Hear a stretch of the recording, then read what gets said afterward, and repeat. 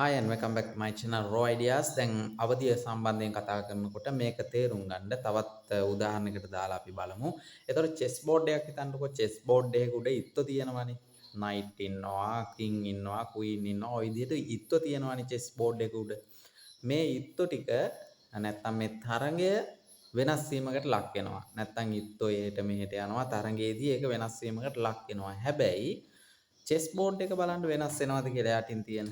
ඒක වෙනස් වෙන්නේ නැහැ. ඒක හරියට අපේ awareness එක වගේ නැත්නම් අපේ අවදිය වගේ.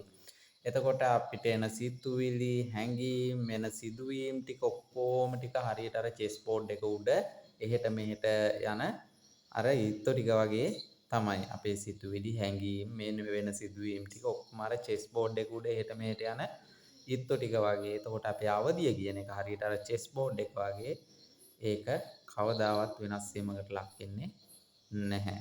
ඉතින් ඒ ගැන තවදුරටත් කතා කරමු. එක්සැම්පල් වලට දාලා අපිට තේරුම් ගැනීමේ පහසුව සඳහා. Thank you for watching.